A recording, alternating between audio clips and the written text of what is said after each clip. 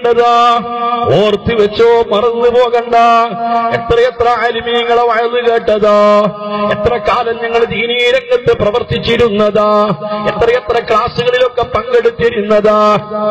കാലച്ചെറുപ്പം മുതൽക്ക് ആലിമീങ്ങളുമായിട്ട് ഇടപെടുകയും മുത്തഅല്ലിമീങ്ങളുമായി ബന്ധം ദീനീ രംഗത്ത് സജീവമായി പ്രവർത്തിച്ചിരുന്നതാ. ഇതൊന്നും ഞങ്ങൾ അറിഞ്ഞിരുന്നില്ല, ഞങ്ങളോടൊരാളും പറഞ്ഞിരുന്നില്ല, പഠിപ്പിച്ചിരുന്നില്ല. പറയല്ല മുസ്ലിമേ, നീ ജീവിതകാലത്ത് ചെയ്ത സൽക്കർമ്മത്തിന്റെ പുണ്യം നിനക്ക് ലഭിക്കണമെങ്കിൽ നിനക്ക് വേണ്ടി ആരെങ്കിലും നിന്റെ മരണത്തിന് ശേഷം വല്ലതും ചെയ്താൽ നീ തിരിച്ചറിയണം, നിന്റെ പ്രിയപ്പെട്ട കുടുംബക്കാര്, സുഹൃത്തുക്കള്, പ്രസ്ഥാന ബന്ധുക്കള് നിനക്ക് വേണ്ടി ചെയ്യുന്ന സൽക്കർമ്മത്തിന്റെ പുണ്യം കിട്ടണമെങ്കിൽ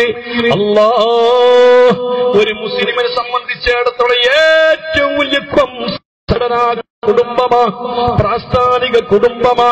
ഈ പ്രാസ്ഥാനിക കുടുംബത്തെ പോലെ നമുക്ക് ഉപകരിക്കുന്ന ഒരു കാര്യമുണ്ടോ? ഞാൻ എന്റെ പ്രിയപ്പെട്ട മുസ്ലിം സഹോദര നിന്നോട് ചോദിക്കുന്നു, നിനക്ക് മക്കളുണ്ടെങ്കിൽ, നിനക്ക് കുടുംബാംഗങ്ങളുണ്ടെങ്കിൽ, നിനക്ക് മാതാപിതാക്കളുണ്ടെങ്കിൽ, നിനക്ക് ചേട്ടാനുജന്മാരുണ്ടെങ്കിൽ, അവരൊക്കെ നിന്നോട് വല്ലാതെ സ്നേഹമുള്ളവരാണെങ്കിൽ, നിന്റെ പരലോകത്തിന് വേണ്ടി, നിന്റെ പരലോക സൗഖ്യത്തിന് വേണ്ടി പ്രാർത്ഥിക്കുന്നവരാണെങ്കിൽ നിനക്ക് വേണ്ടി എത്ര ദിക്ർ ചൊല്ലും, നിനക്ക് വേണ്ടി എത്ര ഖുർആൻ ഓതും, നിനക്ക് വേണ്ടി എന്തൊക്കെയാ നിന്റെ മക്കൾ ചെയ്യുന്നത്? മോനെ, പരിധിയുണ്ട്. 70,000 ദിക്ർ ചൊല്ലിയേക്കാം, 1,00,000 ഖുൽ ഹുവല്ലാഹു ഓതിയിട്ട് അതിയെ ചെയ്തേക്കാം.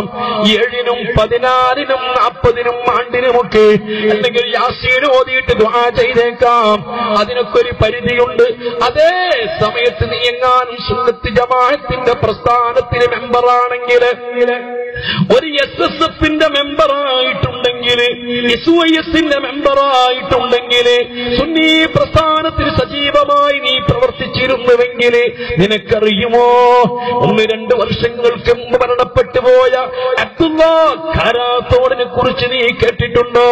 അബ്ദുള്ള കാരാത്തോട് ഒരു പണ്ഡിതനല്ല, ഒരു പണ്ഡിതന്റെ മകനല്ല, ഒരു മുതഅല്ലിമല്ല, ഒരു മുസ്ലിയാരല്ല, ഒരു കേവലം SSFന്റെ പ്രവർത്തകനാ. ആ പ്രവർത്തനങ്ങ് മരണപ്പെട്ടപ്പോൾ കാരാത്തോട് അബ്ദുള്ള എന്ന് പറഞ്ഞ ചെറുപ്പക്കാരന് വേണ്ടിയിട്ട് സുന്നി കുടുംബം ചൊല്ലിത്തീർത്ത ദിക്റിന്റെ കണക്കറിയുമോ? സുബ്ഹാനല്ലാഹ്, 2,80,00,000 ദിക്ർ ചൊല്ലിയിട്ടാണ് പ്രസ്ഥാന ബന്ധുക്കള് ആ ചെറുപ്പക്കാരന് ഹദിയ ചെയ്തതെങ്കിൽ മഹാനായ സയ്യിദ് ഇബ്രാഹിമുൽ ഖലീലുൽ ബുഖാരി തങ്ങളവറുകള് ആണ് പ്രാർത്ഥന നടത്തിയതെങ്കിൽ മോനെ, ഇത്ര നിനക്ക് ആഖിറത്തിൽ ഉപകരിക്കുന്ന ഒരു കുടുംബമില്ല, ഒരു ബന്ധമില്ല. അതേ, ഒരു നമ്മുടെ മക്കളിൽപ്പെട്ട ഒരു പൊന്നുമോനെങ്ങാനും ഒരു ചെറുപ്പൊരു മകനെങ്ങാനും സുന്നത്ത് ജമാഅത്തിന്റെ പ്രവർത്തകനായി കിട്ടിയാൽ എന്തൊരു ലാഭമാ അറിയുമോ? ബഹുമാനപ്പെട്ട മുസ്തഫ മാഷ് കൊടൂര്, അവിടുത്തെ പ്രിയപ്പെട്ട ഉപ്പ മരണപ്പെട്ടു പോയി. അല്ലാഹു മഗ്ഫിറത്ത് നൽകുമാറാകട്ടെ. പണ്ഡിതനല്ല, പണ്ഡിത കുടുംബത്തിൽ പെട്ടവരല്ല, അങ്ങനെയൊന്നും ഇൽമുള്ള ആളല്ല. അതേ സമയത്ത് ബഹുമാനപ്പെട്ട മുസ്തഫ മാഷി സുന്നത്ത് ജമാഅത്തിന്റെ പ്രവർത്തകനായതുകൊണ്ട് ആ ഉപ്പാക്ക് കിട്ടിയിട്ടുള്ള പ്രാർത്ഥനകൾ എത്രയാ, ദിക്റുകൾ എത്രയാ, യാസീനുകൾ എത്രയാ, എന്താ പ്രാർത്ഥന കിട്ടുന്നത്? അതുകൊണ്ട് ഉപ്പമാരോട്, ഉമ്മമാരോട്, ഞാൻ എന്റെ സുന്നത്ത് ജമാഅത്തിന്റെ പ്രവർത്തകരോട്, ആഖിറം കൊണ്ട് വിശ്വാസമുണ്ടോ? മഹ്ശറിനെ കുറിച്ച് വിശ്വാസമുണ്ടോ?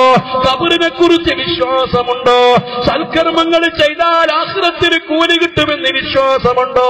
ജീവിച്ചിരിക്കുന്നവര് മരിച്ചവർക്ക് വേണ്ടി ദാനധർമ്മങ്ങൾ നടത്തിയാല്, മരിച്ചവർക്ക് വേണ്ടി ഖുർആൻ ഓതിയാല്, മരിച്ചവർക്ക് വേണ്ടി ദിക്ർ ചൊല്ലിയാല്, മരിച്ചവർക്ക് വേണ്ടി പ്രാർത്ഥന നിർവഹിച്ചാല് അത് മരിച്ചവർക്ക് ലഭിക്കുമെന്ന് വിശ്വാസമുണ്ടോ? എങ്കിൽ അതിനുവേണ്ടി ഏറ്റവും കൂടുതൽ നിനക്ക് ചെയ്യാവുന്നത് ദീനീ രംഗത്ത് പ്രവർത്തിക്കലാ, സജീവമാവലാ. റബ്ബ് നമുക്ക് തൗഫീഖ് നൽകട്ടെ.